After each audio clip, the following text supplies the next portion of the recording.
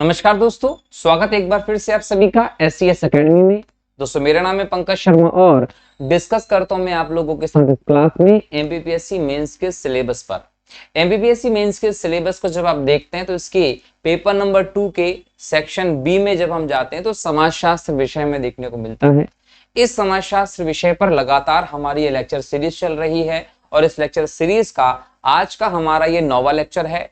आज के इस लेक्चर में हम लोग दोस्तों जिस टॉपिक को डिस्कस करेंगे ये टॉपिक है आपका संस्कृति। संस्कृति को लेकर जो भी व्यवस्थाएं हैं जहां से एग्जाम में क्वेश्चन पूछा जा सकता है हम उस सब पर चर्चा करने वाले हैं। सबसे पहले तो हम देखेंगे कि संस्कृति जो है इसकी अवधारणा क्या है, इसके अर्थ पर चर्चा की जाएगी कि संस्कृति का अर्थ होता क्या है। इसके बाद हम देखेंगे कि विभिन्न समाजशास्त्रियों ने संस्कृति की अपने अपने भाषा में अलग अलग परिभाषा दी है, तो किस समाजशास्त्री ने किस प्रकार की परिभाषा इस पे दी है उसको हम लोग देखेंगे। सर्वमान्य परिभाषा पर भी बात करेंगे कि संस्कृति किसे कहा जा सकता है। फिर हम बात करेंगे दोस्तों कि संस्कृति जो है इसकी क्या विशेषताएं होती हैं, इसकी विशेषताएं देखेंगे। जब संस्कृति की विशेषताएं आप लोगों को समझ में आ जाएंगी तो फिर हम लोग नेक्स्ट स्टेप पर बढ़ेंगे और नेक्स्ट स्टेप पे हम देखेंगे कि संस्कृति के प्रकार क्या होते हैं। और जब संस्कृति के प्रकार की बात करेंगे ना दोस्तों तो यहाँ दो प्रकार हम बात करने वाले हैं। दो प्रकार की संस्कृति होती है, एक संस्कृति को आप कहते हैं दोस्तों भौतिक और दूसरी प्रकार की संस्कृति को आप कहते हैं अभौतिक। तो संस्कृति एक भौतिक होती है, एक अभौतिक संस्कृति होती है।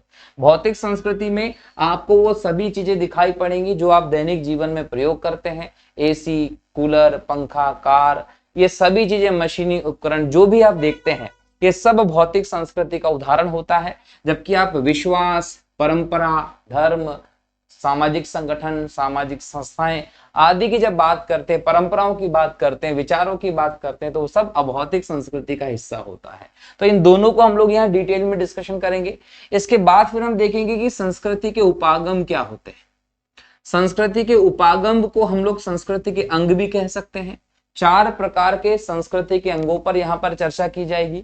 दरअसल संस्कृति के उपागम या अंग हम इस संदर्भ में पढ़ने वाले हैं कि संस्कृति का निर्माण कैसे होता है।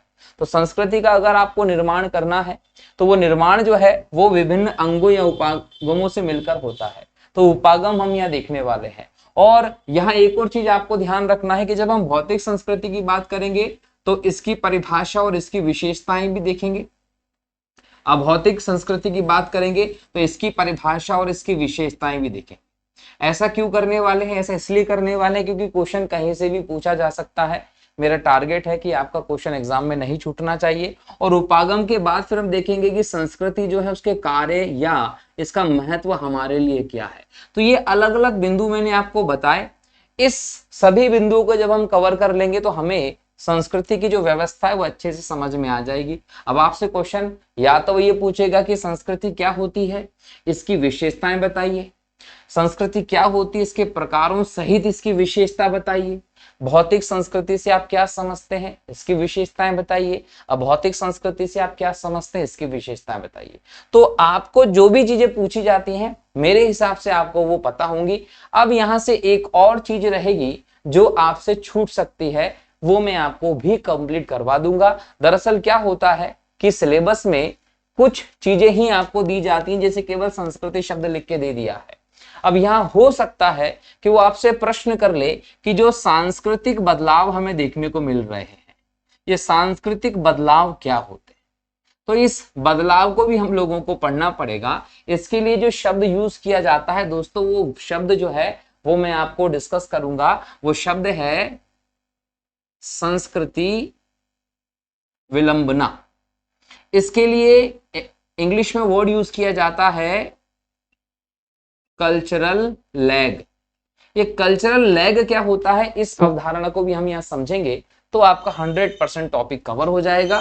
बस आप लोगों को क्या करना है दोस्तों, आप लोगों को सिर्फ ये करना है कि लगातार आप इस वीडियो को देखते रहिएगा, अपने दोस्तों के साथ इस वीडियो को जरूर शेयर करिएगा। और ऐसे लोग जिन्होंने हमारे चैनल को सब्सक्राइब नहीं किया है दोस्तों सब्सक्राइब जरूर करिएगा। देखिए क्या होता है कि कोई भी प्रोसेस 2 वे में चलती है। यदि आपको कोई चीज प्राप्त होती है तो उसके बदले में आपको कुछ ना कुछ देना होता है। अब सामाजिक व्यवस्था में जब हम जाते हैं, आर्थिक व्यवस्था में जब हम जाते हैं, तो हमें एक चीज दिखाई पड़ती है कि आप कोई भी चीज जब लेने जाते हैं तो उसका मूल्य आपको पैसे के तौर पर, मुद्रा के तौर पर चुकाना होता है। ये हम लोग जिस सिस्टम में पढ़ाई कर रहे हैं, ये सिस्टम ऐसा है कि यहाँ आपको मुद्रा के तौर पर नहीं चुकाना है आपके मूल्य को। आपका मूल्य सिर्फ मेरे लिए ये होगा कि आप हमारे इस चैनल को सब्सक्राइब करिए और दोस्तों कम से कम आपके 1-2 दोस्तों के साथ जरूर शेयर करिए वीडियो को, जरूर हमारे चैनल को शेयर करिए ताकि ज्यादा लोग इससे जुड़ सकें। ठीक है दोस्तों, तो बस मेरी इतनी ही आपसे आकांक्षा है कि आप देखेंगे, जरूर इसको शेयर भी करेंगे और आप लगातार पढ़ाई करेंगे और जिन जिन का सिलेक्शन होता जाएगा वो मुझे इसी यूट्यूब चैनल पर मैसेज करेंगे, टेलीग्राम पर मैसेज करेंगे ताकि आपका चीजें मुझे पता चल जाए। टेलीग्राम की लिंक हमारे हर एक लेक्चर के डिस्क्रिप्शन में होती है। नोट्स लगातार मैं उस पर शेयर कर रहा हूं, तो अगर आपको नोट्स चाहिए पीडीएफ फॉर्म में तो दोस्तों टेलीग्राम से भी जुड़ जाइएगा। और एक व्यक्ति का कमेंट आया था मेरे पास, नाम मुझे याद नहीं है, लेकिन वो कमेंट का मैंने उत्तर भी दिया है। मैंने उस कमेंट का उत्तर दिया है। मुझसे ये पूछा गया था कि क्या पूरा सिलेबस आप यूट्यूब पर पढ़ाएंगे? तो दोस्तों बिल्कुल हाँ, सभी जितने भी पेपर होते हैं पीएससी के 6 के 6 जो मैं डिस्कस कर सकता हूं वो सभी विषय डिटेल में आपके साथ में हमारे यूट्यूब चैनल पर डिस्कस करूंगा, लगातार डिस्कस करूंगा। इसलिए आप हमारे इस यूट्यूब चैनल से जुड़े रहिए। ठीक है, तो चलिए शुरू करते हैं आज के इस लेक्चर को। सबसे पहली चीज समझते हैं संस्कृति को लेकर। जब हम मानव के सभ्यता के इतिहास के बारे में अध्ययन करते हैं तो दोस्तों हमें एक ही चीज दिखाई पड़ती है, क्या कि मानव की जो सबसे प्रमुख संपत्ति है वो संपत्ति उसकी संस्कृति है। हमने मानव की सभ्यता को जब पढ़ना शुरू किया, उसका अध्ययन किया, तो हमने पहले देखा कि मानव पहले एक असभ्य था। किसी भी प्रकार के कोई सांस्कृतिक उपागम की बात कर लें या फिर हम लोग कोई और चीजों की बात करें, मानव के पास नहीं थी। उस अवस्था से क्रमशः मानव ने धीरे धीरे विकास की अपनी यात्रा शुरू की और उस विकास की यात्रा को शुरू करते करते आज के मानव को हम एक आधुनिक और सभ्य मानव के तौर पर देखते हैं। तो ये जो सभ्य मानव आज बना है, उस सभ्यता का आधार ही दोस्तों संस्कृति होती है, ध्यान रखिएगा। आज हम विभिन्न प्रकार की परंपराओं को, विश्वासों को, विभिन्न प्रकार के आविष्कारों को जब देखते हैं कि मानव के द्वारा कर लिए गए हैं, तो ये बिना संस्कृति के संभव नहीं रहा है। दोस्तों हम ये भी कह सकते हैं कि अगर किसी भी मनुष्य से, किसी भी व्यक्ति से उसकी संस्कृति छीन ली जाए ना, तो संस्कृति जब छीन ली जाएगी, उसके पास उसकी संस्कृति नहीं रहेगी, तो वो व्यक्ति सिवाय एक नर वानर के और कुछ नहीं रहेगा। तो ये कहीं ना कहीं आपके जीवन में आपकी संस्कृति मायने रखती है। संस्कृति एकाएक उत्पन्न नहीं हुई है, संस्कृति एक क्रमिक विकास का परिणाम है। संस्कृति धीरे धीरे धीरे धीरे विकसित हुई है। अगर मैं कहूं कि आपके पूर्वजों ने आपको कोई ज्ञान दिया, उस ज्ञान में आपने आपके अनुभवों को जोड़ दिया, तो पूर्वजों के ज्ञान और आपके अनुभवों के आधार पर जो कुछ भी आप प्राप्त करते हैं वो सभी आपकी संस्कृति का अंग होता है। लेकिन यहाँ फिर ये प्रश्न उठता है कि संस्कृति अगर इसी प्रकार से है तो फिर इसमें विभिन्नता क्यों देखने को मिलती है? तो दोस्तों स्थान के हिसाब से, परिस्थिति के हिसाब से, जलवायु के हिसाब से विभिन्न जगहों पर जब हम जाते हैं तो आपको विविधता देखने को मिलती है। उस विविधता के हिसाब से हम कहें, लोग अपने अपने हिसाब की व्यवस्थाएं स्थापित करते हैं। तो विभिन्न प्रकार की विविधताओं के कारण हमें सांस्कृतिक विविधता भी देखने को मिलती है। हो सकता है कि कोई कल्चर, कोई विचारधारा, कोई व्यवहार आपको भारत में दिखाई पड़ता हो, वो आपको यूरोप में, ऑस्ट्रेलिया में, अमेरिका में नहीं देखने को मिलता है, और जो वहां देखने को मिलता है वो हमारे यहाँ देखने को नहीं मिलता। तो ये कहीं ना कहीं हम कह सकते हैं कि ये बहुत बड़ा प्रभाव होता है विभिन्न परिस्थितियों का, जिसके चलते हमें अंतर देखने को मिलता है। जैसे कि हम हमारे देश में ही देखें कि भारत जो है ये विविधताओं का देश है। अब भारत विविधताओं का देश है तो हमारे देश में आप हर राज्य में जाएंगे तो सांस्कृतिक व्यवस्था में परिवर्तन देखने को मिलेगा। जैसे अगर आप राजस्थानी जाएंगे तो वहां की भाषा आपको बदली हुई दिखेगी, वहां के कपड़े आपको बदले हुए दिखेंगे, वहां का भोजन आपको बदला हुआ दिखेगा, वहां के लोगों की विचारधारा आपको बदली हुई दिखेगी। तो राजस्थानी संस्कृति हो गई। नीचे आ जाइए, गुजरात में चले जाइए, आपको अंतर देखने को मिलेगा, वो गुजराती संस्कृति हो गई। पंजाब में जाएंगे, पंजाबी संस्कृति देखने को मिलेगी, बंगाल में जाएंगे बंगाली संस्कृति देखने को मिलेगी, दक्षिण भारत में चले जाएंगे दक्षिण की अलग संस्कृति देखने को मिलेगी, द्रविड़पुरी व्यवस्था देखने को मिलेगी। तो कहीं ना कहीं जिस क्षेत्र में आप भारत के जाएंगे, स्थिति परिवर्तन होने के चलते, विभिन्न चीजों के परिवर्तन होने के चलते संस्कृति में विविधताएं देखने को मिलती हैं, हमारे देश में भी है। लेकिन जब हम दोस्तों यहाँ पर्टिकुलर संस्कृति शब्द पे जाते हैं तो यहाँ हमसे ये पूछा जाता है कि संस्कृति का तात्पर्य क्या होता है।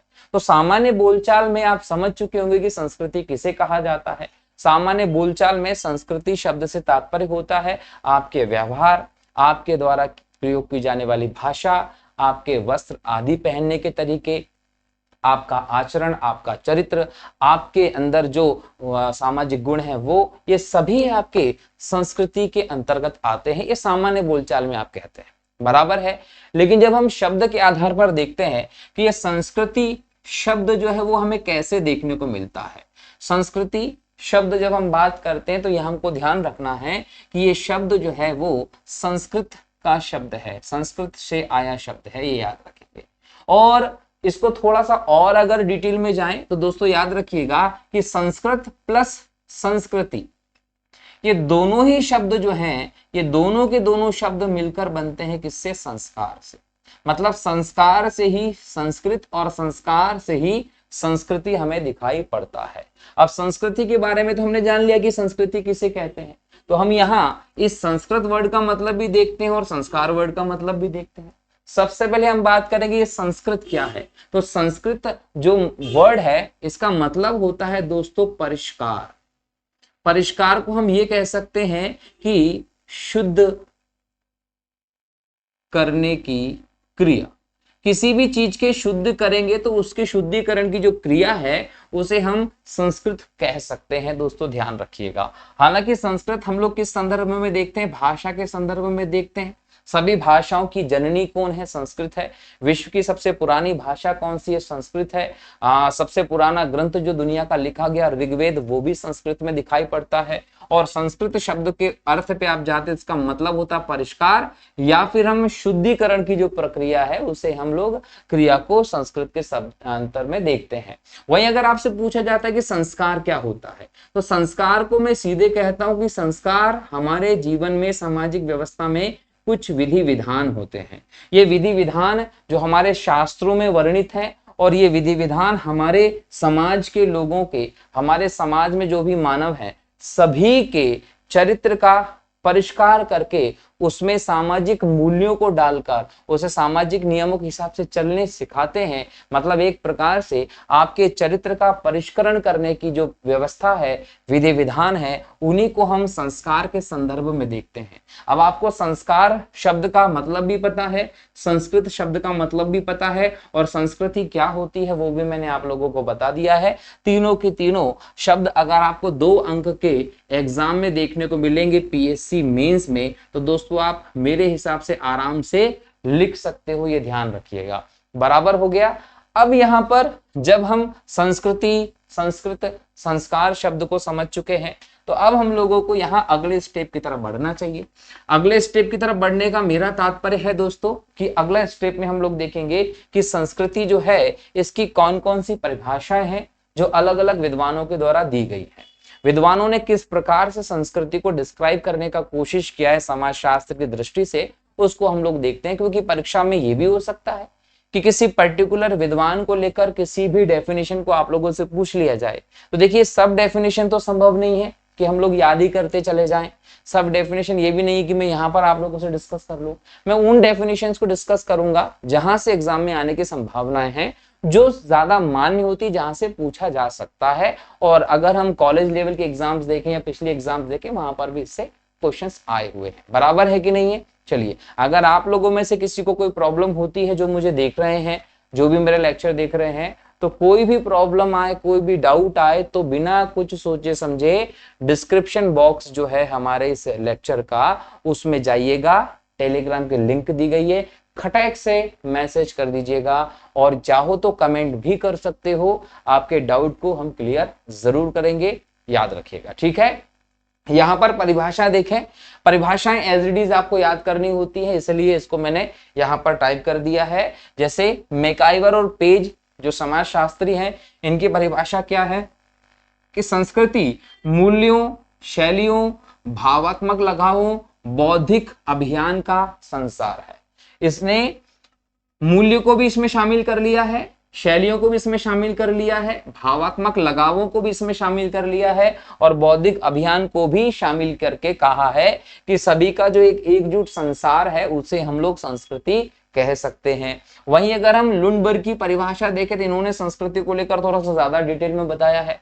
लुंडबर्ग क्या कहते हैं कि संस्कृति एक ऐसी व्यवस्था है जिसमें सामाजिक रूप से प्राप्त और आगामी पीढ़ियों को हस्तांतरित कर दिए जाने वाले निर्णय। देखिए ये किसकी बात कर रहा है कि निर्णय, विश्वास, आचरण और व्यवहार, किन चीजों को लिया है कि निर्णय, विश्वास, आचरण, व्यवहार क्या है जो हस्तांतरित करे जा सकते हैं और कैसे आपको मिले हैं, जो सामाजिक रूप से प्राप्त हैं।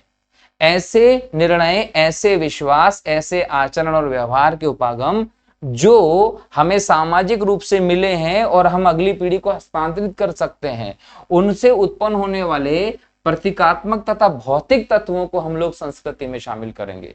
तो यहाँ पर लुंडबर्ग की परिभाषा बहुत अच्छी लगी मुझे कि संस्कृति को इन्होंने कैसे बोल दिया कि संस्कृति क्या है, कुछ प्रतीकात्मक और कुछ भौतिक तत्व हैं।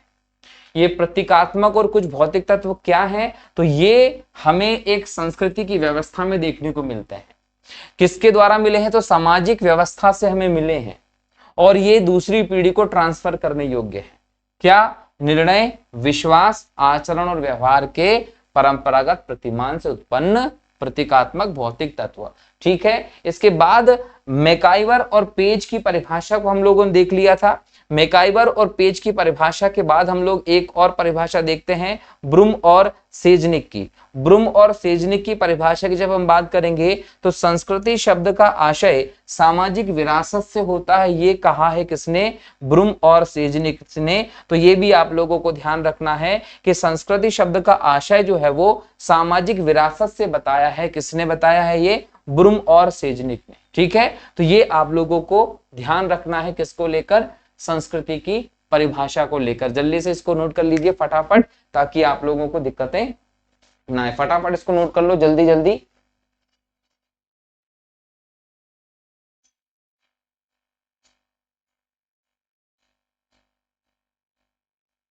जल्दी जल्दी नोट कर लो फटाफट। चलो आगे बढ़े। नेक्स्ट देखिए इसमें कि आपको दोहराव देखने को मिल रहा है मैकाइवर और पेज और मैकाइवर और पेज। तो यहां पर याद रखिएगा ये परिभाषा है बोगार्डस की। बोगार्डस जो है उसने ये परिभाषा दी है कि किसी समूह के कार्य करने और विचार करने के तरीकों की संपूर्णता का नाम ही संस्कृति है। तो ये चारों परिभाषाएं आप लोगों को याद कर लेना है। इनमें से कोई परिभाषा आप अपने उत्तर में यूज कर सकते हो। अब यहां से हम लोग नेक्स्ट देखें तो आपको दिखाई पड़ेगा संस्कृति की विशेषताएं। देखिए संस्कृति अपने आप में विशेष होती है। अगर हम हमारे संदर्भ में बात करें तो मैं ये कहता हूं कि संस्कृति जो है वो हमारी पहचान है। आज हम यहाँ हैं भारत में, मैं इंदौर में हूं। अब अगर मैं इंदौर में हूं और कल को अगर मुझे मौका मिला ऑस्ट्रेलिया जाने का या अमेरिका जाने का या ब्रिटेन जाने का, कहीं भी, तो दुनिया के किसी भी कोने में चला जाऊं, मुझे देखकर कोई भी व्यक्ति समझ सकता है कि मैं भारतीय हूं। मेरी भाषा, मेरा व्यवहार, मेरे द्वारा मेरा पहनावा, ये सभी चीजें क्या करेंगी, ये मेरी भारतीयता का परिचय देंगी। तो एक प्रकार से मुझे वहां कोई जाने ना जाने, वहां पर भारत को जानते हैं और भारत की संस्कृति को जानते हैं। तो मेरी पहचान किससे जुड़ी हुई है, मेरी संस्कृति से जुड़ी हुई है। तो संस्कृति की विशेषताओं की हम बात करें तो संस्कृति किसी न किसी व्यक्ति की किसी न किसी रूप में पहचान होती है। इसकी विशेषताओं में पहली बात करें तो ये मनुष्य द्वारा निर्मित होती है। ध्यान रखिएगा कि संस्कृति जो है वो मनुष्य के द्वारा निर्मित होती है, संस्कृति स्वतः नहीं आई है। अगर मैं आज बात करूं कि 35 से 40 हजार साल पहले हमें इस धरती पर होमो सेपियंस ज्ञानी मानव देखने को मिला, तो उस समय हम लोगों को इस प्रकार की सांस्कृतिक विरासत देखने को नहीं मिलती थी। जैसे जैसे मानव का विकास हुआ, उसके विकास के साथ उसकी कहीं ना कहीं सभ्य होने की तरफ गति बढ़ती चली गई, तो अलग अलग सांस्कृतिक व्यवस्था उससे बनती चली गई। तो ये एक लंबे इतिहास का परिणाम है संस्कृति। इसलिए हम कहते हैं कि संस्कृति जो है वो मानव द्वारा निर्मित नहीं होती, मानव द्वारा निर्मित होती है, स्वतः नहीं है। संस्कृति हमेशा मानव के द्वारा निर्मित होती है। मानव के द्वारा जो बोल सकते हैं जीवन के विश्वास हैं, विचार हैं, जो व्यवहार प्रयोग किए जाते हैं, उन्हीं को हम सांस्कृतिक तत्वों के अंतर्गत शामिल कर सकते हैं। इसके अलावा संस्कृति सीखा हुआ व्यवहार है। देखिए कि जो मानव ने जीवन के विश्वास, विचार, व्यवहार को फॉलो किया है, ये कहीं ना कहीं उसने अपने पूर्वजों से सीखे हैं।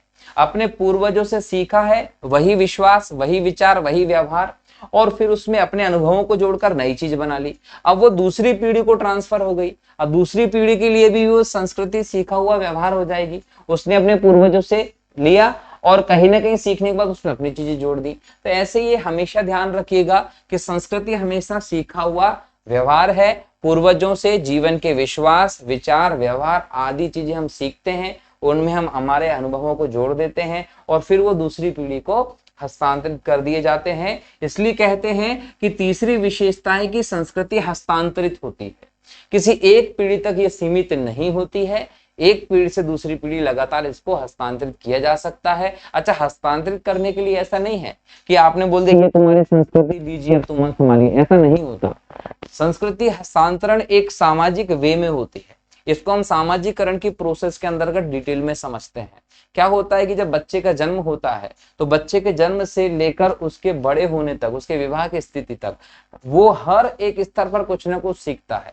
जैसे जैसे वो सीख रहा है तो इस प्रोसेस के चलते उसमें संस्कृति का क्या हो रहा है, हस्तांतरण होता रहता है। दोस्तों ध्यान रखिएगा। नेक्स्ट है सामाजिकता का गुण है संस्कृति में। देखिए संस्कृति एक सामाजिकता के गुण पर आधारित होती है। अगर मैं यहाँ ये कहूं कि किसी एक व्यक्ति तक ये सीमित नहीं है, एक व्यक्ति तक सीमित नहीं है, संस्कृति में सभी को शामिल किया जाता है। मतलब इसको एक सामूहिक व्यवस्था के अंतर्गत देखा जाता है। जब भी संस्कृति शब्द आएगा तो आपको दिखेगा कि ग्रुप ऑफ पीपल जो है वो है जिसके भीतर ये सांस्कृतिक विशेषता मौजूद है। नेक्स्ट है दोस्तों कि संस्कृति में भौतिक और अभौतिक व्यवस्था देखने को मिलती है। जब हम भौतिक की बात करते हैं तो इसमें आप कोई भी उपकरण ले सकते हैं, इसमें आपका जो मशीनें हैं वो, और ये सारी चीजें जो होंगी वो भौतिक संस्कृति का उदाहरण होता है। वहीं अभौतिक में आपके विश्वास, विचार, व्यवहार, परंपराएं, धर्म, ये सब के सब किसमें हो गए, अभौतिक संस्कृति में आ गए। तो संस्कृति किसी भी प्रकार की हो सकती है, भौतिक भी हो सकती है और अभौतिक भी हो सकती है, कोई दिक्कत नहीं है। समूह के लिए आदर्श होती है। जब भी कोई समूह किसी एक संस्कृति के भीतर है, किसी संस्कृति को फॉलो करता है, तो वो उसके लिए आदर्श होती है, उसके नियमों को वो पालन करता है, उसको सर्वोपरि मानता है। जैसे मैं कहूं कि मैं एक भारतीय हूं, अगर मैं ये कह रहा हूं कि मैं भारतीय हूं तो इसका मतलब ये कि मैं भारतीय हूं, मैं भारतीय हूं और मैं गर्व महसूस करता हूं कि मैं भारतीय हूं, और इस गर्व महसूस करने के लिए मैं भारतीय संस्कृति जो है उसका पूरी तरीके से पालन भी करता हूं। तो कहीं ना कहीं क्या कहूंगा कि मेरी जो संस्कृति है भारतीय संस्कृति, वो भारतीय संस्कृति मेरे लिए आदर्श है। मैं हर रूपों में मेरी भारतीय संस्कृति का पालन करना चाहूंगा क्योंकि वो मेरा आदर्श है, मैं उसको बेहतर देख रहा हूं। अनुकूलन का गुण होता, देखिए संस्कृति की सबसे बड़ी विशेषता है कि जब भी हम देखते हैं कि सामाजिक परिस्थिति हो, किसी भी प्रकार की आर्थिक परिस्थिति हो या किसी भी प्रकार की हम राजनीतिक परिस्थिति देख लें, तो इन राजनीतिक परिस्थिति को देखें, आर्थिक परिस्थिति देखें, सामाजिक रूप से देखें, तो जो भी बदलाव होते हैं उसके अनुसार संस्कृति के गुण अपने आप को ढाल लेते है ना। जैसे हमने देखा कि हम प्राचीन काल में देखें तो हमारी व्यवस्था अलग हुआ करती थी। जैसे जैसे हम आधुनिकता की तरफ बढ़ते चले गए और हमें लगा कि नहीं, इन तत्वों को हमारी संस्कृति में जोड़ना जरूरी है, तो वो हमारी संस्कृति में जुड़ जाते हैं। इसका मतलब है कि हम व्यवस्था के हिसाब से अनुकूलन को देखते हैं हमारी संस्कृति में। नेक्स्ट है आवश्यकता की पूर्ति। मैंने हर लेक्चर में, पिछले 2 लेक्चर में आपको बताया कि मानव जो है वो एक सामाजिक प्राणी के तौर पर दिखाई पड़ता है। अब एक सामाजिक प्राणी के तौर पर जो मानव है वो इस समाज में रहता है। अब समाज में अगर रह रहा है तो उसकी सारी आवश्यकता की पूर्ति भी वो समाज में से रहकर ही करेगा, समाज से ही करेगा, और उसका एक अभिन्न अंग क्या है, संस्कृति है। तो संस्कृति के माध्यम से जो मानव हैं, जो उसके सदस्य लोग हैं, उसको फॉलो करने वाले, उनकी आवश्यकताओं की पूर्ति होती है किसी ना किसी रूप में। तो यहाँ पर हम इन सभी चीजों को देखते हैं कि मानव की आवश्यकताओं की पूर्ति करने का साधन जो होती है वो संस्कृति होती है। दूसरा है कि प्रकट तथा निहित तत्वों का समावेश होता है। देखिए कुछ तत्व ऐसे होते हैं जिसको आप प्रकट नहीं कर सकते, है ना। कुछ तत्व ऐसे होते हैं जिनको आप बोल सकते हैं जो निहित होते हैं। जैसे मैं अगर यहां पर बात करता हूं कि निहित तत्व जो प्रकट नहीं किए जा सकते, किसी का स्वभाव, किसी का मनोभाव है, तो मनोभाव है भाई अंदर से। जबकि जो फिजिकल चीजें होती है वो आप प्रकट कर सकते हो। तो कहीं ना कहीं प्रकट तथा निहित तत्वों का समावेश हमें संस्कृति में देखने को मिलता है। एक विस्तृत अवधारणा हमें संस्कृति की यहाँ पर देखने को मिली। तो परीक्षा में आपसे क्वेश्चन पूछेगा कि संस्कृति से क्या तात्पर्य है, संस्कृति की विशेषताएं बताइए, ये ध्यान रखिएगा। अब आपको यहाँ ये करना है कि भारतीय संस्कृति की क्या विशेषताएं हैं वो आपको मुझे बतानी है। आप हमारे टेलीग्राम के लिंक देखिएगा डिस्क्रिप्शन में, और वहां जाकर आप भारतीय संस्कृति को लेकर एक उत्तर लिखिएगा और मुझे उसकी पिक्चर पहुंचाइएगा। उसको मैं देखूंगा कि भारतीय संस्कृति को लेकर आप क्या सोचते हैं, और उसके आधार पर बाद में मैं भारतीय संस्कृति के बारे में अगले लेक्चर्स में डिस्कस करूंगा। ठीक है, चलिए तो नेक्स्ट बढ़ते हैं हम लोग संस्कृति के प्रकार। जब हम संस्कृति के प्रकार की बात करते हैं दोस्तों, तो संस्कृति दो प्रकार की देखने को मिलती है। एक हमको इसका भौतिक स्वरूप देखने को मिलता है, और एक इसका हम लोगों को अभौतिक स्वरूप देखने को मिलता है। जब मैं संस्कृति के भौतिक स्वरूप की बात करूंगा तो आपके लिए जो फिजिकली जिनको आप देख सकते हो, छू सकते हो, वो सारी की सारी वस्तुएं जो आपके जीवन के लिए उपयोगी हैं, जिसके माध्यम से आप आपके जीवन को चला भी रहे हैं, आपके जीवन को और आरामदायक करने के लिए, चीजों को ईजी करने के लिए आपको उसकी सहायता लगती है, वो सभी की सभी चीजें आपकी भौतिक संस्कृति में आ सकती है। जिसमें आप AC, cooler, fridge, car, TV, मशीनें, ये सारी चीजों को आप इसमें शामिल कर सकते हो। अब भौतिक संस्कृति में हम कहेंगे कि जिसको छुआ नहीं जा सकता, व्यवहार आपका, आपके विचार, आपके जीवन के विश्वास, आपकी परंपराएं, आपका धर्म, ये सभी के सभी आपका किसका हिस्सा होगा, जीवन के मूल्य, ये सब अभौतिक संस्कृति का हिस्सा होगा। तो संस्कृति को दो भागों में विभाजित किया जा सकता है, एक भौतिक और एक अभौतिक संस्कृति। तो अगर एग्जाम में आ जाता है कि भौतिक संस्कृति क्या होती है तो आप वो लिख सकते हैं, और अभौतिक संस्कृति क्या होती है तो आप वो भी स्पष्ट कर सकते हैं। दोनों चीजें मैंने आपको क्लियर स्पष्ट कर दी है दोस्तों। तो यहाँ पर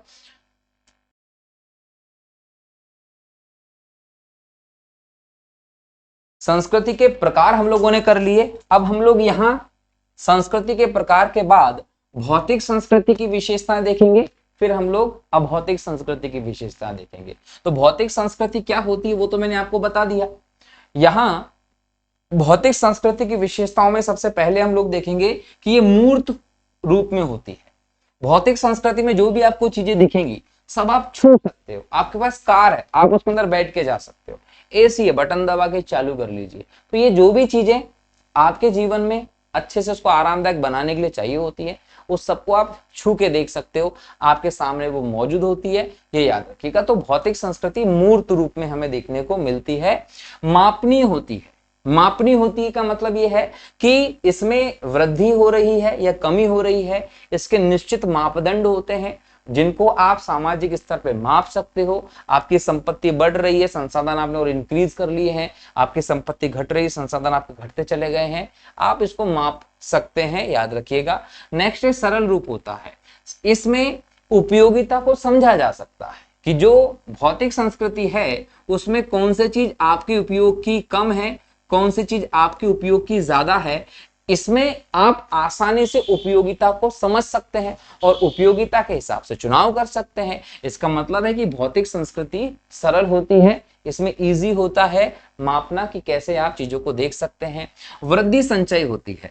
जैसे जैसे आपका विकास होता है, जैसे जैसे आपकी जरूरत बढ़ती चली जाती है, वैसे वैसे आप क्या कर सकते हैं, आप वैसे वैसे संसाधन एकत्र करते जाते हैं। एकदम से आप नहीं खरीदते, आप जैसे जैसे उस व्यवस्था में आगे बढ़ेंगे, आपका विकास होगा, वैसे वैसे आप आपके पास संसाधन इकट्ठे करते चले जाएंगे। मतलब ये वृद्धि संचय होती है, बढ़ती चली जाती है धीरे धीरे, याद रखिएगा। ग्रहणशील होती है। देखिए बिना किसी भी प्रकार का कोई ठोस परिवर्तन किए आप इस भौतिक संस्कृति में दूसरी चीजों को ग्रहण कर सकते हैं, कोई दिक्कत नहीं आती है। आज आपके पास किसी और नई चीज की जरूरत है, आप कोई चीज को अपनी लाइफ में जोड़ लीजिए, आप आराम से कर सकते हैं। तो ग्रहणशीलता जो है वो भौतिक संस्कृति की एक इंपॉर्टेंट विशेषता है। वही वैकल्पिक व्यवस्था भी हमें भौतिक संस्कृति देखने को मिलती है। आपको लगता है कि किसी चीज को आपको जरूरत है तो आप उसको ले सकते हैं, आपके पास विकल्प है नहीं लेने का भी। आपको लगता है कि ये मेरे काम का नहीं है तो आप उसको छोड़ सकते हैं। तो ये आपके ऊपर डिपेंड करता है कि आपको क्या चाहिए क्या नहीं चाहिए। सिलेक्शंस के लिए आपके पास ऑप्शंस होते हैं, ले लो या मत लो, आपके ऊपर डिपेंड करता है। तो वैकल्पिक व्यवस्था है, परिवर्तनशील होती है। देखिए कि जैसे जैसे आप इस समाज में आगे बढ़ते हैं वैसे वैसे आपकी आवश्यकताएं बढ़ती हैं। बढ़ती आवश्यकताओं के साथ जो पारिस्थितिक बदलाव होते हैं वैसे वैसे हम लोगों को नए आविष्कार करने पड़ते हैं। नए आविष्कार के बाद नई चीजें मार्केट में आती हैं, फिर उन नई चीजों को आप एक्सेप्ट कर लेते हैं। तो ये एक परिवर्तनशील व्यवस्था हम लोगों को देखने को मिलती है भौतिक संस्कृति में। तो जब एग्जाम में पूछा जाए आप लोगों से कि भौतिक संस्कृति क्या होती है, भौतिक संस्कृति ऐसी सांस्कृतिक व्यवस्था है जिसको हम देख सकते हैं, हम इसको छू सकते हैं और जो कहीं ना कहीं हमारे जीवन को आसान बनाने के लिए सहायक के तौर पर हम संसाधन इकट्ठे करते हैं, वो भौतिकवादी संस्कृति के उदाहरण होते हैं। उनकी विशेषता ये है। नेक्स्ट है अभौतिक संस्कृति। ऐसी संस्कृति जिसे छुआ नहीं जा सकता, जिसे मूर्त रूप में आप सामने देख नहीं सकते, वो सांस्कृतिक व्यवस्था जो है वो अभौतिक संस्कृति के अंतर्गत आती है। और अभौतिक संस्कृति में आप किन किन चीजों को जोड़ते हो कि जीवन के व्यवहार, मूल्य, परंपरा, आदर्श, विचार, ये सब के सब क्या हैं आपके, ये सब के सब आपके अभौतिक संस्कृति के विषय मतलब उदाहरण है। ये सब अभौतिक संस्कृति के अंतर्गत आते हैं। इसके मतलब मैंने क्या कहा कि अगर हम अभौतिक संस्कृति को अमूर्त कहते थे गलत नहीं होगा। इसको हम छू नहीं सकते। आपके विचार, आपके आदर्श, आपके परंपरा, आपके मूल्य, आपके जीवन के व्यवहार आप दिखा सकते हो व्यवहार में। इसको आप किसी को नहीं कह सकते ये रहे, ऐसा नहीं कर सकते, ये साक्षात नहीं होते हैं। ठीक है। नेक्स्ट है मापा नहीं जा सकता। देखिए कि जो अभौतिक संस्कृति है इसको मापा नहीं जा सकता।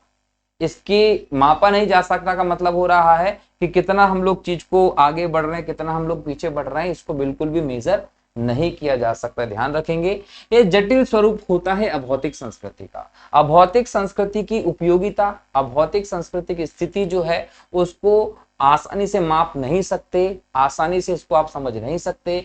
यहां तक कि आप ये भी समझ लीजिए कि पूरी तरीके से किसी को किसी सांस्कृतिक व्यवस्था के बारे में पता भी नहीं होता। इसके बारे में जानना, 100% जानकारी रखना आसान नहीं है, इसलिए जटिल व्यवस्था है। निश्चित दिशा देती है। देखिए या तो कोई संस्कृति जो है वो पतन की ओर जा रही है या तो कोई संस्कृति आगे की ओर जा रही है, ये निश्चित दिशा होती है। ठीक है। चलिए नेक्स्ट हम लोग देखें, कॉपी करना संभव नहीं है। मतलब आप किसी और की संस्कृति को एज इट इज अपनी संस्कृति में नहीं लागू कर सकते। जैसे कि मैं कहूं कि भारत में इस्लामी लोग आए, अब इस्लाम का प्रवेश भारत में हुआ है। अब इस्लाम का प्रवेश भारत में हुआ है तो ये लोग चाहते थे कि इनकी पूरी सांस्कृतिक विशेषता जो है वो भारतीयों के ऊपर लागू कर दें। हमारे देश में कई सारे लोग ऐसे रहे जिन्होंने इस्लाम धर्म स्वीकार कर लिया, जबरदस्ती पुराने राजाओं के द्वारा मुस्लिम आक्रांताओं ने ये काम किया। अब जब उन्होंने इस्लाम धर्म स्वीकार कर लिया तो वो पूरी तरीके से उस इस्लामिक संस्कृति को नहीं अपना पा रहे हैं, वो कहीं ना कहीं कुछ परिवर्तन करके ही उनको देखते हैं। तो आप किसी भी संस्कृति की अगर कॉपी करते हो तो पूरी तरीके से एज इट इज कॉपी नहीं कर सकते, उसमें कुछ ना कुछ बदलाव जरूर आते हैं। यह भौतिक संस्कृति की विशेषता है। अनुसरण की बाध्यता, अगर कोई सामाजिक व्यवस्था में कोई एक समुदाय, कोई ग्रुप है, वो किसी एक संस्कृति का उदाहरण है। जैसे मैं कहूं कि मैं हिंदू में हूं और हिंदू में मैं ब्राह्मणों में आ रहा हूं, तो ब्राह्मण धर्म की जो सांस्कृतिक विरासत है मुझे उसके गुणों को, उसके रूल्स को फॉलो करना पड़ेगा। ये मेरे लिए अनुसरण की बाध्यता होगी। वैसे ही अधिक स्थायी, देखिए यहाँ पर कि जो अभौतिक संस्कृति होती है या भौतिक संस्कृति लंबे समय में विकसित हुई है, इसके जो गुण हैं वो गुण जो होंगे वो स्थायी होते हैं। आप इसमें नई चीजें ला सकते हैं, व्यवस्थाएं बदल सकते हैं, सामाजिक आधार बदल सकते हैं, नई चीजें जोड़ सकते हैं, लेकिन सब कुछ चीजें खत्म हो जाएंगी, ये संस्कृति खत्म नहीं होगी। हमारे पूर्वजों में हम देखें, हजारों साल पहले हमारी भारतीय हिंदू सनातन संस्कृति स्थापित होती है। आज तक ये संस्कृति स्थापित है, लगातार चलती चली आ रही है। इसको स्थापना करने वाले लोग, इसको आगे बढ़ाने वाले लोग, इसमें नए मूल्यों को जोड़ने वाले लोग चले गए, लेकिन संस्कृति आज भी हमारी मौजूद है, जो पूरे विश्व में एक सर्वश्रेष्ठ संस्कृति के तौर पर हमें दिखाई पड़ती है। ये जो अभौतिक संस्कृति होती है बहुत धीमी गति से बढ़ती है दोस्तों, ध्यान रखेंगे। हमारी जो आज हमको संस्कृति देखने को मिलती है ये 5000 साल पुरानी व्यवस्था में देखने को मिल रही है, तो ये बहुत आराम से धीरे धीरे बढ़ती है। याद रखिएगा, कौन सी संस्कृति? अभौतिक संस्कृति। तो ये हम लोगों ने क्या देखा कि संस्कृति की दो व्यवस्थाएं हैं, भौतिक और अभौतिक। भौतिक की क्या विशेषताएं, अभौतिक की क्या विशेषता, दोनों मैंने आप लोगों को बता दिया है। अब हमको देखना है कि संस्कृति के अंग या उपागम। देखिए, संस्कृति के अंग या उपागम क्या होते हैं? जिन तत्वों से संस्कृति का निर्माण होता है, उन तत्वों को हम लोग क्या कहते हैं? संस्कृति के अंग या उपागम। और हमारी जब हम सांस्कृतिक व्यवस्था की बात करेंगे तो हमें इसके 4 प्रमुख अंग या उपागम देखने को मिलते। कितने? 4 प्रमुख अंग या उपागम देखने को मिलेंगे, जिसमें पहला है सांस्कृतिक तत्व। ये सांस्कृतिक तत्व जो है ये भौतिक भी हो सकते हैं और अभौतिक भी हो सकते हैं। जब आपसे पूछा जाएगा सांस्कृतिक तत्व क्या है, तो ये भौतिक भी हो सकते हैं और अभौतिक भी हो सकते हैं। भौतिक में मैंने आपको बताया कि कोई मशीन ले लीजिए, कोई उपकरण ले लीजिए, आप इसमें सड़क ले सकते हैं, ये सब क्या हो गए? भौतिक। और अभौतिक में आप क्या ले सकते हैं कि व्यवहार ले लीजिए, आचरण ले लीजिए, आचरण ले लीजिए, ये सब क्या होगा? ये अभौतिक होगा। अब जैसे इसमें मैं कहूं कि सड़क भौतिक है, तो सड़क पर चलने के नियम, ये सड़क पर चलने के नियम क्या हो गए? ये अभौतिक हो गए। तो भौतिक और अभौतिक दोनों प्रकार के इसमें हम लोगों को जो व्यवस्था देखने को मिलेगी वो हमारा सांस्कृतिक तत्व होता है संस्कृति का। तो संस्कृति के अंग और उपागम में हम बात करें तो इसके सांस्कृतिक तत्व होते हैं, भौतिक और अभौतिक दोनों को इसमें शामिल किया जाता है, ये ध्यान रखेंगे। ठीक है, तो इन दोनों को मिलाकर क्या बनेंगे? सांस्कृतिक तत्व बनेंगे। सांस्कृतिक तत्व क्या होते हैं वो मैंने आपको बता दिया है, ये आप लोगों को ध्यान रखना है। तो जब हम लोग बात कर रहे हैं संस्कृति के उपागम, संस्कृति के निर्माण के पीछे उत्तरदायी कौन कौन से अंग हैं, तो पहला होता है आपका सांस्कृतिक तत्व, दूसरा होता है संस्कृति संकुल। संस्कृति संकुल, संकुल का मतलब होता है कॉम्प्लेक्स, कॉम्प्लेक्स को आप संकुल कहते हैं। ठीक है, तो जब ये बहुत सारे सांस्कृतिक तत्व मिल जाए, बहुत सारे सांस्कृतिक तत्वों को अगर आप मिला लें तो उनको मिलाकर क्या बनता है? संकुल। मतलब हम संकुल को क्या कह सकते हैं? बहुत से संस्कृति तत्व को मिलाकर क्या बनेगा? संस्कृति संकुल बनेगा, बहुत सारा। इसका एग्जांपल आपको क्रिकेट खेल दिखाई पड़ता है। अब जैसे अगर आपको क्रिकेट खेलना है तो आपको मैदान चाहिए, आपको पिच चाहिए, आपको स्टंप चाहिए, आपको बैट चाहिए, आपको बॉल चाहिए, प्लेयर चाहिए, विरोधी टीम वाले चाहिए, दूसरी टीम वाले चाहिए, आपको इसमें बाउंड्री बनानी पड़ेगी, एम्पायर खड़े करने पड़ेंगे, थर्ड एम्पायर खड़े करने पड़ेंगे, स्कोर वाला खड़ा करना पड़ेगा, पानी पिलाने वाला खड़ा करना पड़ेगा। जब सब कुछ मिलेगा तब जाकर क्या बनेगा? पूरा खेल होगा। तो खेल करने का मतलब मैंने एग्जांपल बता दिया। अब सामाजिक व्यवस्था में अगर आपको खेल का मतलब किसी को लाभ पहुंचाना है, तो लाभ पहुंचाना है तो सभी संस्कृति तत्वों को आपस में मिलाना पड़ेगा और सब मिलाकर अंत में सामाजिक व्यवस्था में लाभ पहुंचाने का काम कर पाते हैं। इसको हम कहते हैं संस्कृति संकुल या कल्चर कॉम्प्लेक्स, जिसके माध्यम से सामाजिक व्यवस्था में लोगों को लाभ पहुंचाया जाता है, ध्यान रखिएगा। तो जब पूछा जाए संस्कृति संकुल क्या है, तो बहुत से संस्कृति तत्वों का जो समूह होगा उसे हम कहेंगे संस्कृति संकुल। अब संस्कृति संकुल के बाद होता है संस्कृति प्रतिमान। संस्कृति प्रतिमान का मतलब क्या है? संस्कृति प्रतिमान का मतलब है कि जो संस्कृति संकुल है, संस्कृति संकुल जो है इसका आपको क्या करना है? व्यवस्थित क्रम बना देना। तो संस्कृति संकुल का जो व्यवस्थित क्रम होता है उस व्यवस्थित क्रम को हम सांस्कृतिक प्रतिमान कहते हैं। ये सांस्कृतिक प्रतिमानों में जो सांस्कृतिक संकुल शामिल होते हैं वो कौन कौन से होते हैं? ज्ञान एक सांस्कृतिक संकुल है, भक्ति सांस्कृतिक संकुल है, संचित कर्म सांस्कृतिक संकल्प है, प्रारब्ध सांस्कृतिक संकुल है, पुनर्जन्म सांस्कृतिक संकुल है। ये सभी संकुल जब मिल जाते हैं तो क्या बनता है आपका कर्म का सिद्धांत। क्या बनता है? कर्म का सिद्धांत बनता है। और कर्म का सिद्धांत हमारी भारतीय संस्कृति जो है इसका क्या है? मूल है। कर्म का सिद्धांत क्या कहता है? कर्म का सिद्धांत याद रखिएगा कि भारतीय सांस्कृतिक व्यवस्था का एक महत्वपूर्ण अंग है कर्म का सिद्धांत। कर्म का सिद्धांत कहता है कि इस दुनिया में कोई भी मानव, कोई भी ऐसा जीव जिस प्रकार के कर्म करेगा उसे उस प्रकार का फल भुगतना पड़ेगा। अब फल जो होगा वो भुगतना ही पड़ेगा, ये याद रखिएगा। संभव है कि वो फल आपको इसी जन्म में मिल जाए, संभव है कि वो फल आपको अगले जन्म में मिले, क्योंकि हमारे हिंदू धर्म सनातन व्यवस्था में जन्म जन्मांतर की व्यवस्थाओं को माना जाता है। अगर आपने कुछ किया है तो आपको उसका फल जरूर मिलेगा। गलत किया है तो उस हिसाब से फल मिलेगा, अच्छा किया है उस हिसाब से फल मिलेगा। भाई फल मिलना निश्चित है। इसलिए कहा जाता है कि दुनिया की दौड़ भाग को छोड़िए, अपने कर्म को बेहतर करने की तरफ जाइए। इसलिए भगवान श्री कृष्ण ने भी कहा है कि कर्म करते चले जाओ, फल की इच्छा मत करो, क्योंकि अगर आप कर्म अच्छे करोगे तो फल भी अच्छा मिलेगा, और अगर कर्म बुरे करोगे तो फल भी वैसा ही मिलेगा। तो ये कर्म का सिद्धांत है, ध्यान रखिए। तो ये हमारी संस्कृति के मूल में है। तो कर्म का सिद्धांत कई सारे सांस्कृतिक संकुल के मिलने से हमें दिखाई पड़ता है, ये आपको ध्यान रखना है। नेक्स्ट है सांस्कृतिक क्षेत्र। अब देखिए, सांस्कृतिक तत्व, सांस्कृतिक संकुल, सांस्कृतिक प्रतिमान, ये तीनों जिस भौगोलिक क्षेत्र में एक साथ आपको देखने को मिलेंगे, ये कहीं ना कहीं भौगोलिक क्षेत्र होगा ना जहां पर एक साथ देखने को मिलेंगे, वो सांस्कृतिक क्षेत्र होगा। जैसे हम लोग भारत की बात कर लेते हैं। अब भारत में सांस्कृतिक तत्व भी हो गए, भारत में सांस्कृतिक संकुल भी हो गया, और भारत में सांस्कृतिक प्रतिमान भी हो गए। तो भारत का जो भौगोलिक क्षेत्र रहेगा वो सांस्कृतिक क्षेत्र रहेगा, और भारत का सांस्कृतिक क्षेत्र जो है वो हिंदू सनातन संस्कृति का सांस्कृतिक क्षेत्र के तौर पर आप देखते हैं। तो ये चार उपागम हैं, जिन उपागम को मिलाकर संस्कृति बनती है। हमने देखा कि कैसे सांस्कृतिक क्षेत्र, सांस्कृतिक संकुल, सांस्कृतिक प्रतिमान जो है वो सब मिलाकर भारत के सांस्कृतिक व्यवस्था को बनाते हैं, ध्यान रखना है। अब संस्कृति के बाद सांस्कृतिक कार्य की बात करते हैं। संकुल, तत्व, प्रतिमान और क्षेत्र को समझने के बाद हम संस्कृति के निर्माण की व्यवस्था को देख चुके हैं। अब हम ये क्या देखेंगे? संस्कृति के कार्य क्या होते हैं।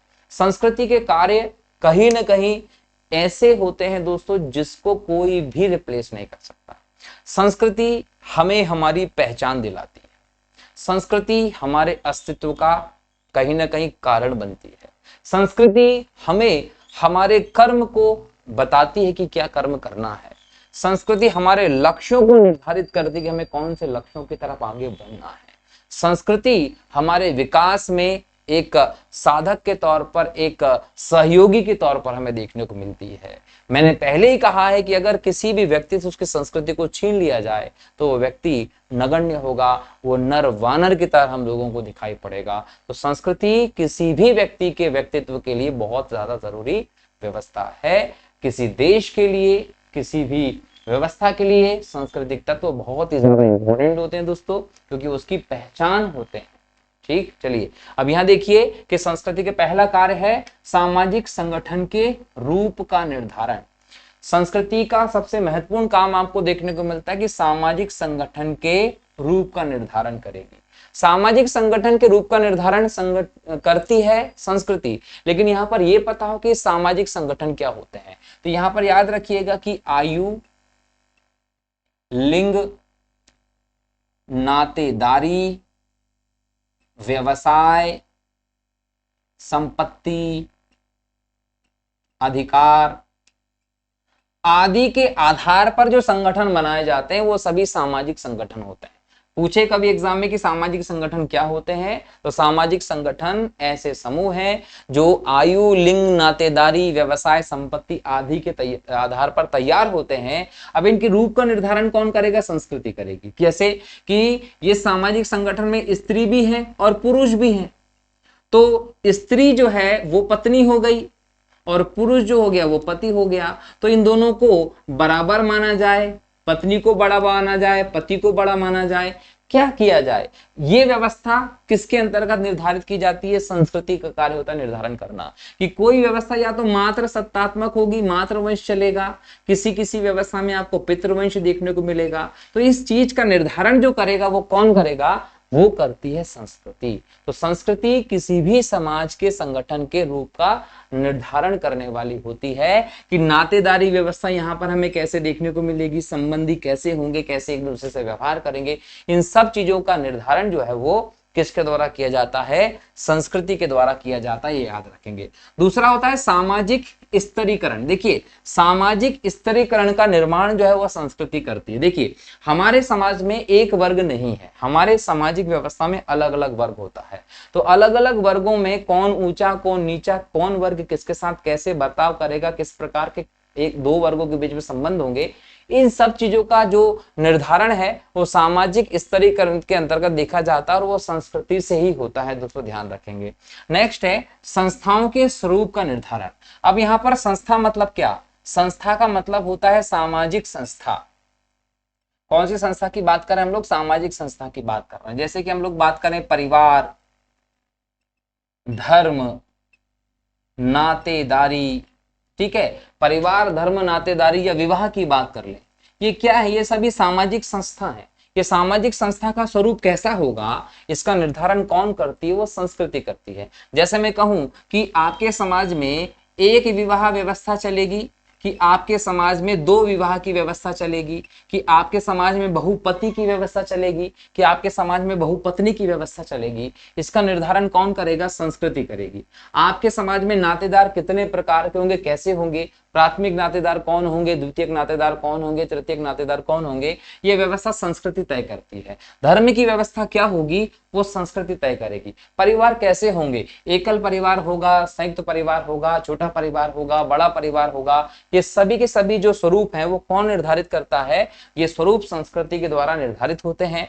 नेक्स्ट है संबंधों की प्रकृति का निर्धारण।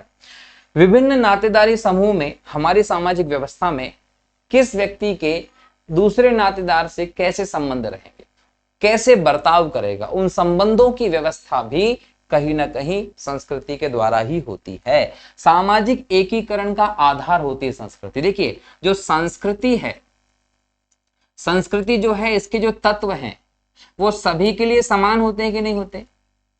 अगर सभी के लिए समान तत्व है, इसका मतलब ये क्या कर रही है? सभी को एकीकरण के सूत्र में बांध रही है। अलग अलग तत्व होते तो अलग अलग कर देती सबको, लेकिन सभी को एक ही प्रकार के तत्वों का पालन करना है, तो इसका मतलब एकीकरण का आधार है।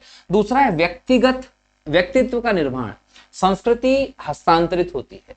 जन्म के बाद से माता पिता और परिवार के अन्य सदस्य अपने संस्कार, अपनी व्यवस्थाएं उस बच्चे में हस्तांतरित करना शुरू कर देते हैं।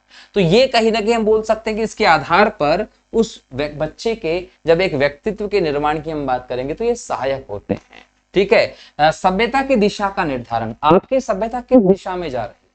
एक बेहतर दिशा में जा रही है कि एक गलत दिशा में जा रही है, पतन की तरफ जा रही है, विकास की तरफ जा रही है? ये निर्धारण जो होता है ये किसके द्वारा होता है? ये निर्धारण संस्कृति के द्वारा होता है। तो संस्कृति आपके जीवन में बहुत महत्वपूर्ण भूमिका निभाती है, ये आपको ध्यान रखने की जरूरत है दोस्तों। ये संस्कृति के महत्व भी हो सकते हैं, ये संस्कृति के कार्य भी हो सकते हैं। अब एक और अवधारणा पर चर्चा की जाएगी, सांस्कृतिक विलंबना। इसको इंग्लिश में लिखते हैं, इसको बोलते हैं कल्चरल लैग। कल्चरल लैग आज के समय में बहुत ज्यादा चलने वाला शब्द है दोस्तों। कहीं ना कहीं यहां लैग शब्द का मतलब होता है लंगड़ाना। लंगड़ाने के संदर्भ में यहां लैग शब्द का प्रयोग किया जाता है, या फिर हम बोल सकते हैं कि लड़खड़ा जाना, या हम ये भी बोल सकते हैं पतन की ओर। तो ये इसका अर्थ निकाला जाता है। ये जो कल्चरल लैग का कॉन्सेप्ट है, ये कॉन्सेप्ट आया था सबसे पहले 1922 में, और 1922 में जो कॉन्सेप्ट दिया था पहली बार, वो दिया था दोस्तों अमेरिकी समाजशास्त्री ने। अमेरिकी समाजशास्त्री थे, इनके द्वारा सबसे पहले इस कॉन्सेप्ट को दिया गया, और इन्होंने किताब लिखी थी, उस किताब का नाम था सोशल चेंज। इस सोशल चेंज किताब में सबसे पहले उन्होंने इस अवधारणा पर बात की थी 1922 में। क्लियर हो गया? कहां के थे ये? तो अमेरिका के थे। और क्या था उन समाजशास्त्री का नाम? तो विलियम ऑगबर्न। ठीक है, तो यहां पर हमारा आधार क्या बना कि विलियम ऑगबर्न अमेरिकी समाजशास्त्री थे जिन्होंने सोशल चेंज नाम की पुस्तक लिखी 1922 में। सांस्कृतिक विलंबना या कल्चरल लैग नामक अवधारणा प्रस्तुत की। यहां लैग शब्द का मतलब लंगड़ाना या पतन की ओर जाने की व्यवस्था के संदर्भ में लिया जाता है। इन्होंने यह स्पष्ट किया कि संस्कृति जो है वो कैसे विलंबना की ओर जा रही है या कैसे बेकार हो रही है। इन्होंने कहा कि देखिए, एक भौतिक संस्कृति होती है और एक अभौतिक संस्कृति होती है। भौतिक संस्कृति में आप आपके ऐशो आराम, आपके जीवन को इजी करने के सभी संसाधनों को लेते हैं। इसमें एसी, कूलर, पंखा, कार आदि सब चीजें शामिल हो जाती है, मशीनें, सब कुछ चीजें, सड़कें, ब्रिज, सब इसमें आ गया। और अभौतिक संस्कृति में आपके व्यवहार, आपका आचरण, आपका चरित्र, आपकी परंपराएं, ये सब इसमें आती हैं भौतिक में। तो जब भौतिक संस्कृति तेजी से बढ़े और अभौतिक संस्कृति पिछड़ी रह जाए, फिर से समझिएगा कि भौतिक संस्कृति तेजी से बढ़ने लगे और अभौतिक संस्कृति पिछड़ने लगे, तो इस अवस्था को कहा जाता है सांस्कृतिक विलंबना, कल्चरल लैग या सांस्कृतिक पिछड़ापन। दोस्तों, तो याद रखिए, हमेशा आपको ये चीज समझना है कि भौतिक संस्कृति की तुलना में अभौतिक संस्कृति का विकास हमें अधिक स्थायित्व की तरफ ले जाएगा। हमारे देश की युगों युगों तक पहचान का आधार हमें यही दिलाने वाला है। तो आज के इस लेक्चर में संस्कृति से रिलेटेड जो टॉपिक दिया गया उसमें जितना बेहतर हो सकता था वो डिस्कशन आप लोगों के साथ मैंने किया। बाकी इसके नोट्स आपको टेलीग्राम पे मिल जाएंगे दोस्तों, और चैनल को सब्सक्राइब जरूर करिएगा और अब इस वीडियो को अपने दोस्तों के साथ शेयर भी जरूर करिएगा। मिलता हूं अगले लेक्चर में नए टॉपिक को लेकर, तब तक के लिए बहुत बहुत शुक्रिया दोस्तों। जय हिंद, जय भारत, वंदे मातरम दोस्तों, जय श्री राम।